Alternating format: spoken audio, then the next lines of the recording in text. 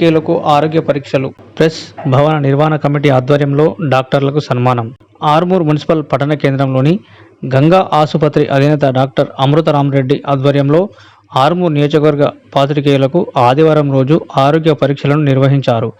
ఈ కార్యక్రమంలో డాక్టర్లు అమృతరామరెడ్డి, భైరవనాథ్, గౌతమ్ రెడ్డి, చంద్రమోహన్, వంశీకృష్ణలు పాత్రికేయులకు ఈసీజీ, కార్డియాక్ టెస్టులను నిర్వహించారు. జనరల్ ఫిజిషియన్ ద్వారా 3 వారాల క్రితం నిర్వహించిన రక్త పరీక్షలను రిపోర్టులను క్షుణ్ణంగా పరిశీలించి తగిన సూచనలను, సలహాలను అందజేశారు. అనంతరం గంగా ఆసుపత్రి అధినేత డాక్టర్ అమృతరామరెడ్డి మాట్లాడుతూ ఆర్మూర్ జర్నలిస్టుల మిత్రులకు గత 3 వారాల క్రితం రక్త పరీక్షలను నిర్వహించడం జరిగిందన్నారు. ఈ పరీక్షలలో kidney functioning, liver functioning, cardiac risk marks టెస్టులను రకమైన పరీక్షలను నిర్వహించడం జరిగిందన్నారు. అనంతరం ఆర్మూర్ ప్రెస్ భవన నిర్వహణ కమిటీ ఆధ్వర్యంలో డాక్టర్లను శాల్వా పూలమాలలతో ఘనంగా సన్మానించడం జరిగింది. ఈ కార్యక్రమంలో ప్రెస్ భవన నిర్వహణ కమిటీ సభ్యులు సురేందర్ గౌడ్, పింజ సుదర్శన్, రాజేందర్, షికారి శ్రీనివాస్, గోలి పురుషోత్తం, సాయి, సీనియర్ పాత్రికేయ మిత్రులు రాజేశ్వర్ గౌడ్, పుట్టి మురళి, ఆర్మూర్ ప్రెస్ క్లబ్ అధ్యక్షుడు నెమలి ప్రశాంత్, నవనాథపురం ప్రెస్ క్లబ్ అధ్యక్షుడు నరేందర్, TUWJIJU జిల్లా ఉపాధ్యక్షుడు పార్దెం సంజీవ్, పాత్రికేయ మిత్రులు అజీం, మహేష్, రాజేష్, సందీప్, దినేష్, రితేష్, రాకేష్, తిరుపతి, ప్రసాద్, అశోక్, చరణ్ గౌడ్, కిరణ్, గణేష్, వినోద్, శ్రావణ్, విన్సెంట్, జీపీ సంతోష్, చిరంజీవి, వినోద్, శ్రీనివాస్ తదితరులు పాల్గొన్నారు. సదుద్దేశంతో ప్రతి ఒక్కరికి ఆరోగ్య సమస్యలపై టెస్టులు నిర్వహించి ఈ రోజు అందరికీ ఉచితంగా వైద్య సేవ చేయడానికి ఈ టెస్ట్ రూపకంగా వైద్య సేవలు అందించడానికి ముందుకు వచ్చిన డాక్టర్ అమృతరామరెడ్డి గారికి ఒక్కసారిగా ధన్యవాదాలు తెలపాల్సిందిగా విజ్ఞప్తి. అండ్ అలాగే ఈరోజు స్నేహితుల దినోత్సవం కాబట్టి మన తరఫున డాక్టర్లందరికీ స్నేహితుల దినోత్సవ శుభాకాంక్షలు తెలియజేస్తూ ఇంత చక్కటి ఔన్నత్యంతో ముందుకు వచ్చిన డాక్టర్ అమృతరామరెడ్డి గారితో పాటు వారు పిలిపించిన డాక్టర్ బృందానికి చిన్నగా ఒక సత్కారం చేయడానికి ఆర్మూర్ నవనాథపురం భవన కమిటీ సభ్యులు ముందుకు వచ్చి సన్మానించాల్సిందిగా విజ్ఞప్తి చేస్తున్నాం. సురేందర్ గౌడ్, రాజేందర్, శిఖాసీను, సాయి,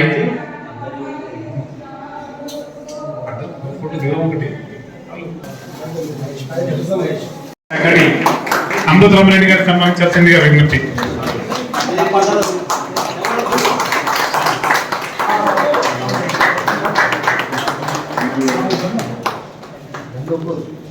పరిచయం లేదు మీరు, అందుకనే ప్రుడెన్సీ హాస్పిటల్ అధినేత నిజామాబాద్ ఈ మధ్యనే అత్యంత అనతి కాలంలోనే చాలా పేరు ప్రఖ్యాతలు సంపాదించారు.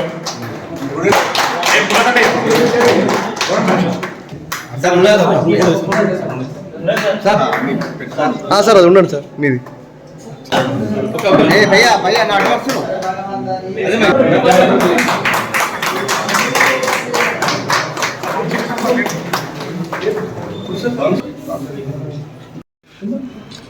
సో మన ఆర్మూర్ జర్నలిస్ట్ మిత్రులకు అందరికీ లాస్ట్ 2-3 వీక్స్ కింద కొన్ని బ్లడ్ శాంపుల్స్ తీసుకున్న తర్వాత వాళ్ళ రిపోర్ట్స్ కూడా రావడం జరిగింది.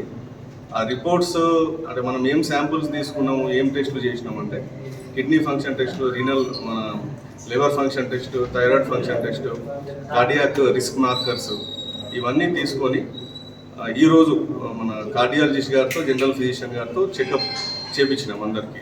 సో దీని మెయిన్ ఉద్దేశం ఏంటంటే ఈ మధ్య మనం చూస్తున్నాము నిన్నటి వరకు ఆరోగ్యంగా ఉండి సడన్ డెత్స్ అవుతున్నాయి చాలామంది. సో వాళ్ళకి అసలు ఈ ప్రాబ్లం ఉంది అని తెలియట్లేదు. సో ఉంది అని తెలిసి ముందే జాగ్రత్త పడి మనం కొన్ని లైఫ్స్ సేవ్ చేసిన వాళ్ళం అవుతామనే ఉద్దేశంతో ఎస్పెషల్లీ మన జర్నలిస్ట్ మిత్రులకు ఎందుకు పెట్టడం జరిగిందంటే రిస్క్ గ్రూప్, స్ట్రెస్ ఉంటుంది, నిద్ర ఉండదు, ఆహారపు అలవాట్లు కొంచెం టైంకి తినడం ఉండదు. సో మన జర్నలిస్ట్ మిత్రులతో స్టార్ట్ చేయడం జరిగింది.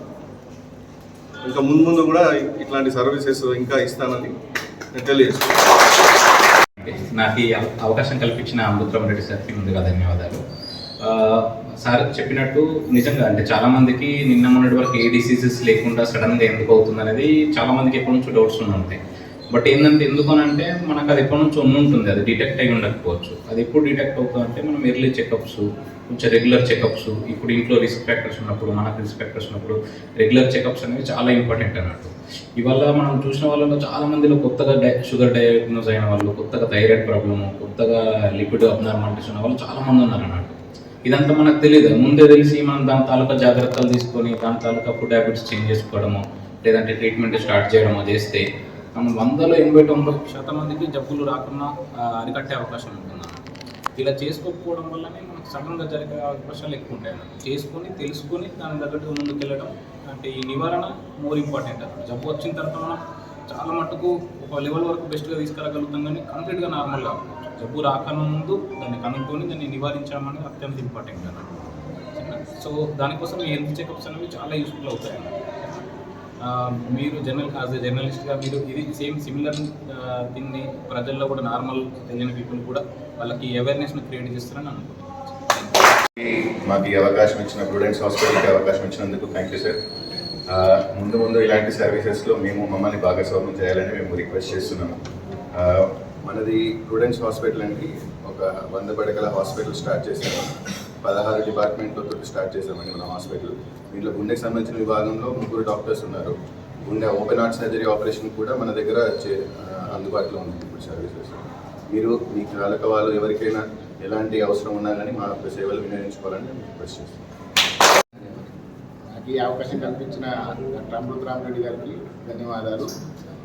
ఈరోజు ఆ టెస్టుల్లో సార్ చెప్పినట్టు ముందే తెలుసుకుంటే కొన్ని జాగ్రత్తలు పాటిస్తే మనము మన ఆరోగ్యంగా ఉండే అవకాశం ఉంటుంది. ఈరోజు నేను చూసిన వాళ్ళలో చాలామందికి షుగర్ డిటెక్ట్ అయింది.